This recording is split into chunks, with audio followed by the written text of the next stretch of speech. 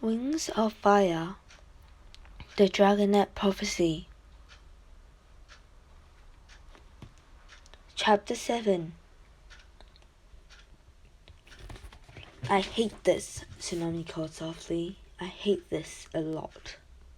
She beat her wings against the chains that trapped her. I don't love it either, said Glory's voice. Shh, Starflight scolded from the riverbank. Clay stood in the shallows, shivering as icy water washed over his talons. He wished he could take fire with him underwater. He wished he knew what he was getting into. He really, really wished he didn't have to go alone. But he had to do this. He glanced at the corner of the cave where Glory had disappeared. Are you sure this is the only way? Sunny asked, splashing the river with her tail. I bet I could think of some more ideas. With a little more time. We don't have any more time, said Clay. Follow the current, Starflight said to Clay. Don't leave the river. If it goes out into the world anywhere, the current should take you there. If, Clay thought. Stop and rest any time you find a place to breathe, Starflight went on. If you can't find a place where the river surfaces, don't panic or you'll run out of it faster. Clay felt like he was panicking already. When he thought about swimming into inky blackness with no idea if he'd ever breathe again, his whole body tightened with fear. He felt the brush of wingtips next to his and turned. The river eddied around the blurry outline of Glory beside him. Go hide, he whispered. Thank you, Clay, she said quietly. I'd never admit I said this, but I want you to know I would never have made it through the last 6 years without the 4 of you. Same here, said Clay. Growing up under the mountains without Glory, Sunny, Tsunami, and Starflight would have been too miserable to bear. Me too, said Starflight. Sunny nodded. She twined her tail in Glory's and touched one of Clay's talons.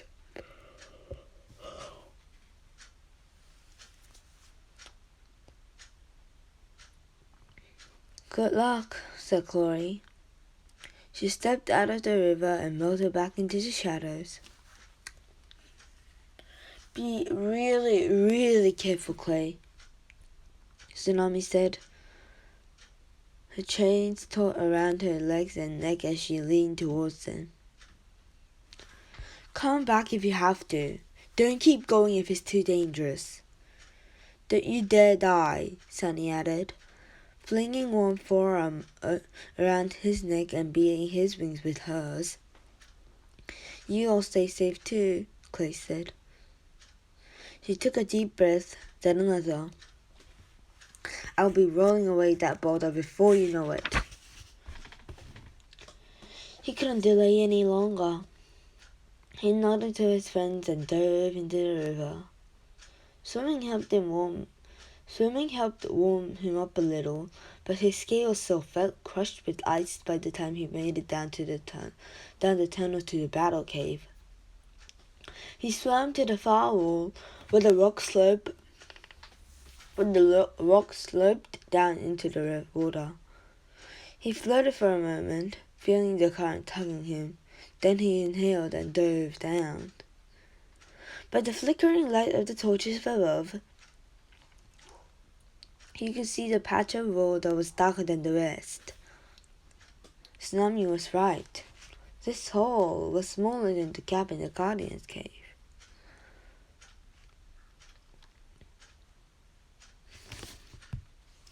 Well, it was flatter, but wider too, more like a snarling dragon's mouth, complete with sharp outcroppings like teeth. He couldn't see anything but darkness on the outside.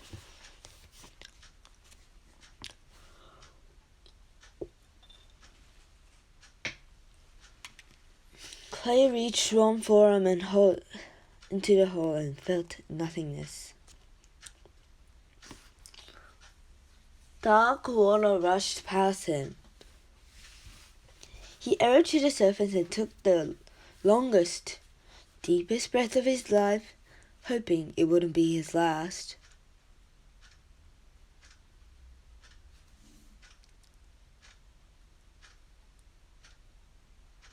He swam back to the hole and, with a few swift kicks, he swam back into the hole and grabbed the rocks on either side to brace himself.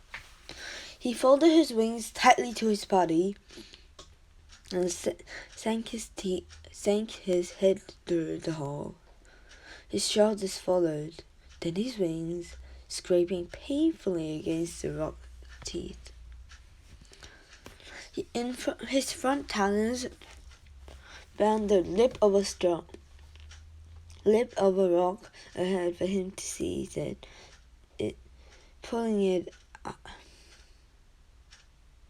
His front talons found the lip of rock ahead of him for him to seize him, pulling himself forward. He felt his shoulder slip into open space as his hunches got stuck. His back claws scrabbled for a grip. He tried to flatten himself to the rock, squeezing himself sideways. He wiggled as hard as he could, remembering Starflight's instructions. Don't panic, too. He popped loose so suddenly that he spun forward, head over tail, and had to flail around with his wings to straighten himself out. As he did, he felt Stone brushing his wingtips on either side. Cautiously, he reached out into the darkness. Rock pressed closely around him. The river was narrow here and the current was strong. It carried him forward even when he wasn't trying to swim. Everything was pitch dark.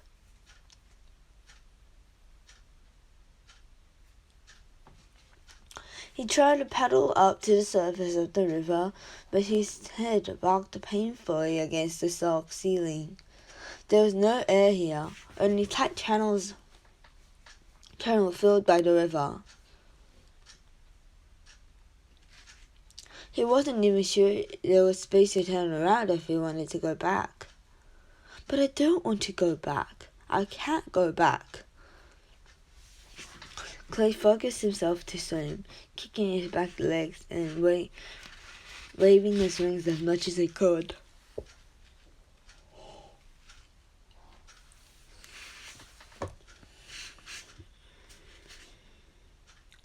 Water gurgled in his ears as if he were laughing at his efforts. His heartbeat seemed louder than he'd ever noticed before. He didn't know how long he swam through the dark, twisting channel, but after a while his chest began to hurt. He never actually tried holding his breath for an hour before. The Dragoness only knew he could because that's what is said about Mudwings in a couple of scrolls. What if it took practice? What if only full-grown Mudwings could do it? What if his lungs were still too small? What if he drowned here, alone, and his friends never knew what happened to him?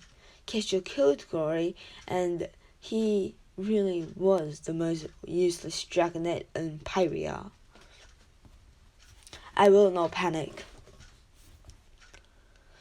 Clay climbed towards the surface for the 100th time, setting his jaw stubbornly. Still only solid rock above him.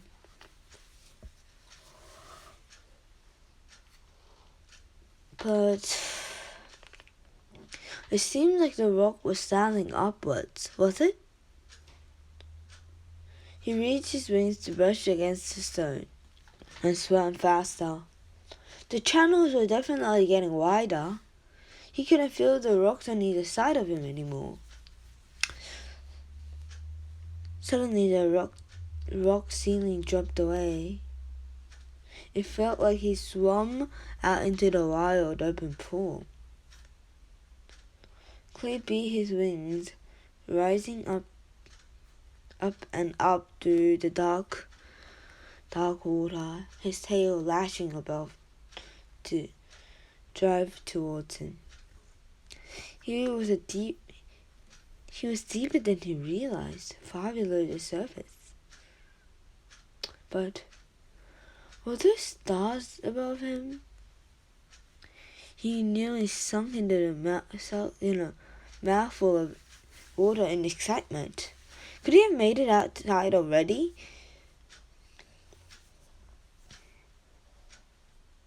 Something was shining overhead. He could see small spots of light like the night sky through the hole.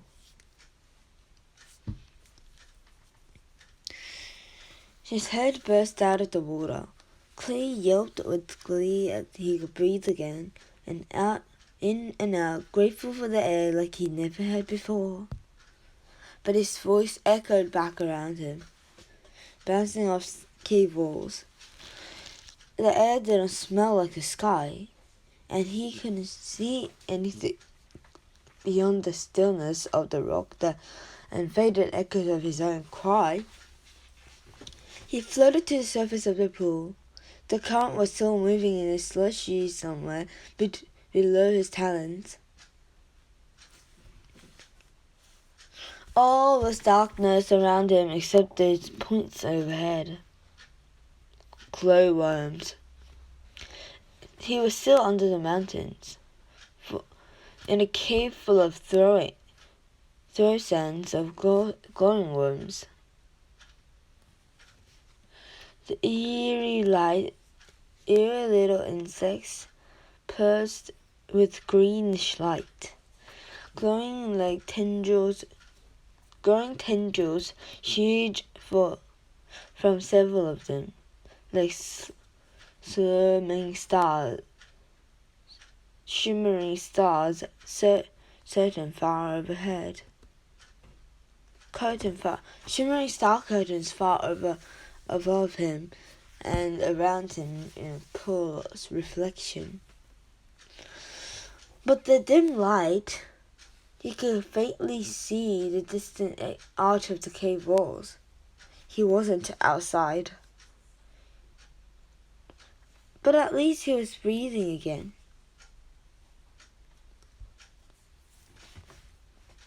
He followed Starlight's advice, resting as long as he dared.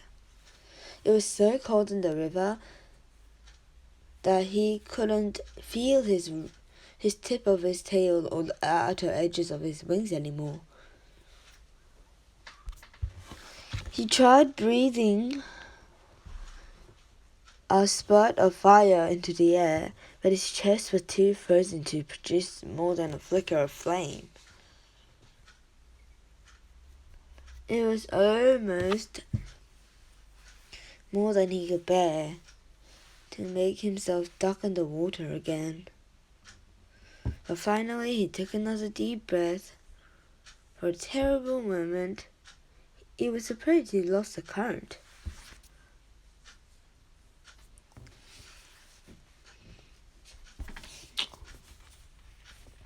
He had no idea where he came in. He had no idea if the river left the cave. What if it was a wide silent pool? What if this wide silent pool was the end? Could he make it back to his friends, fighting the strong current the whole way?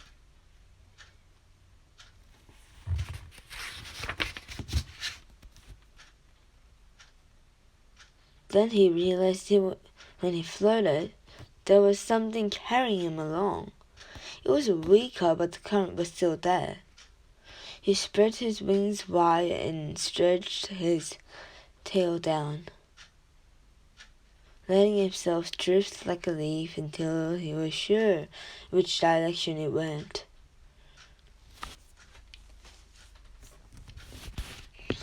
On the far side of the cave, by the dim light of the glowworms,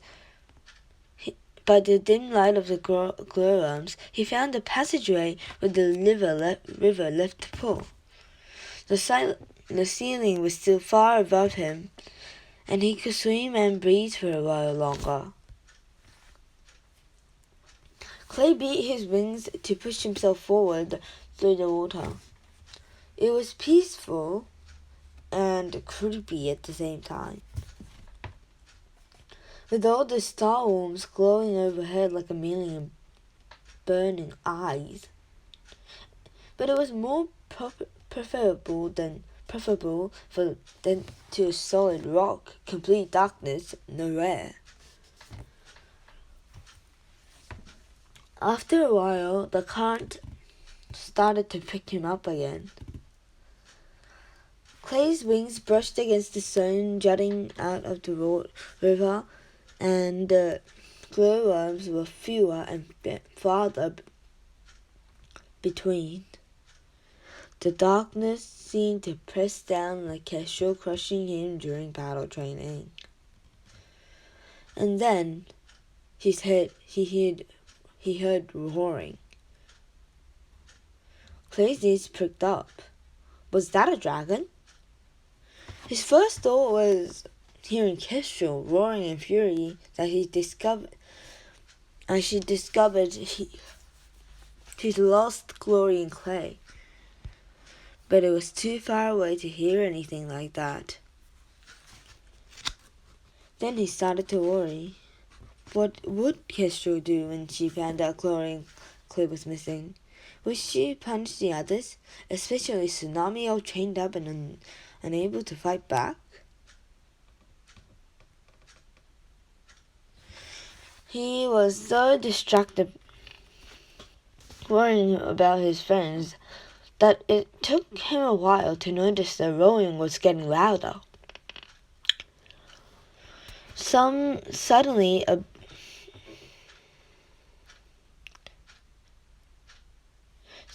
he bashed into a boulder sticking out of the river. Reeling in pain, Clay spun out in the river, failing to hold on something. He crashed into another rock, bouncing off, then slammed into yet another. The river was going fast, so now he couldn't stop himself. He was being dragged towards the roaring at top speed. With a jagged stroke, he hit a spur of stone and dug it with all his talons.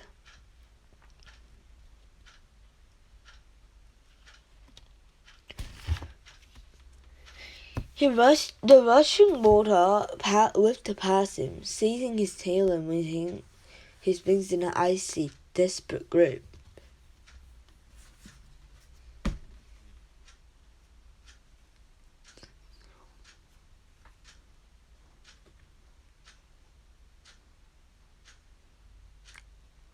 Clay felt his way out of the river until he finally stood, gasping, on bare rock. He swept his tail around, trying to feel how big the rock he was standing. It was big. It stretched farther than he could reach.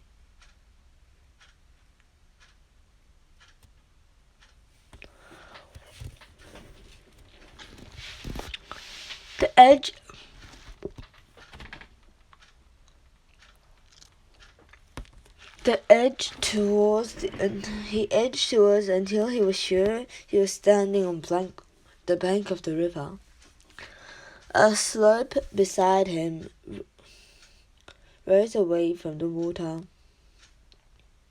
He could see a small trickle of stem bubbles down to the slope, joining the river near his talons.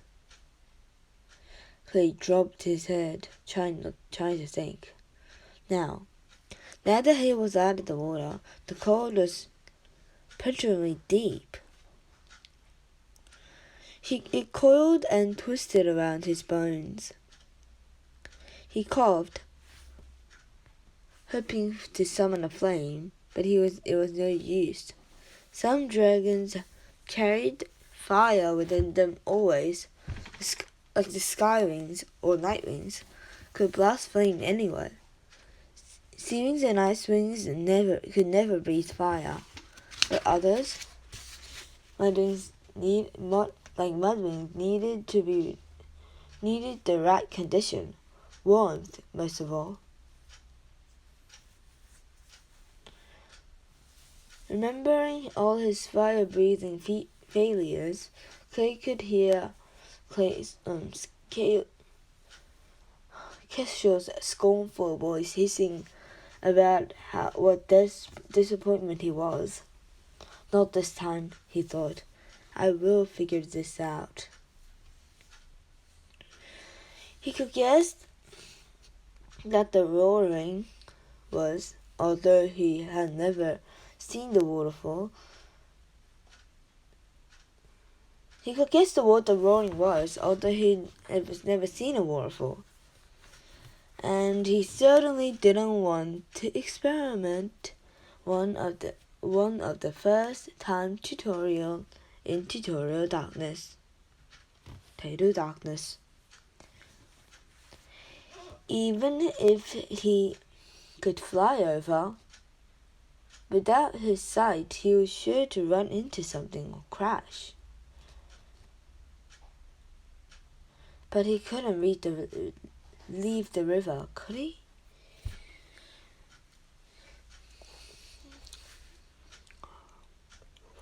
Clay started one claw with a trickling stream, and then surprised to find a little woman in the river.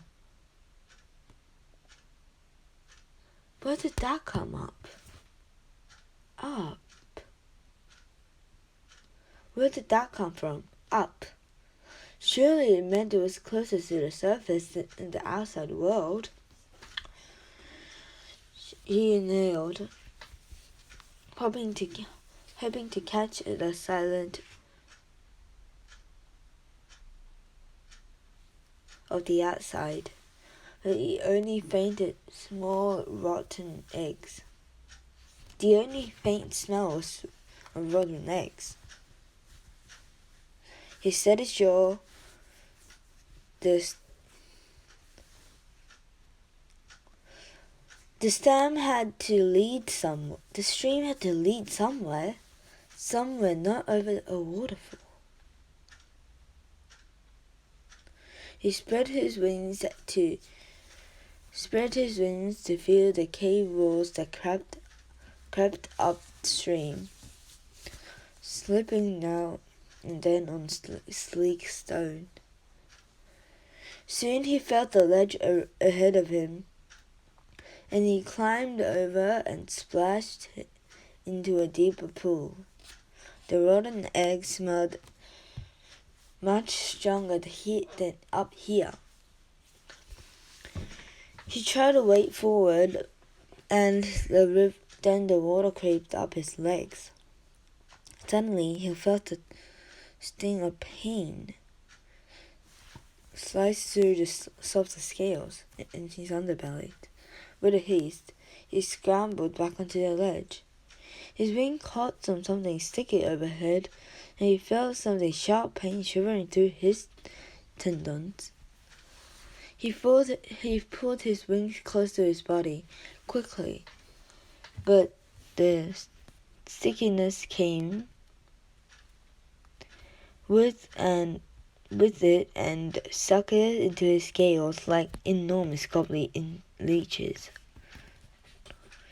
It felt like poison in Dune's tail, stabbing through him 100 places, devouring his skin from the inside now.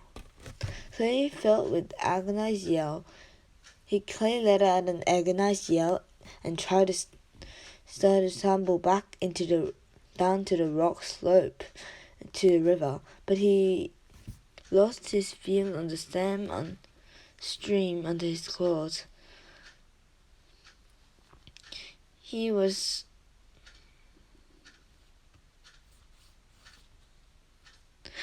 stumbling blind into bare rocks. Frantic to escape the pain, he lunged towards the sound of the waterfall. His head collided with something hard that knocked him to the cave floor. As he lost consciousness, the last thing he thought was, "I failed them."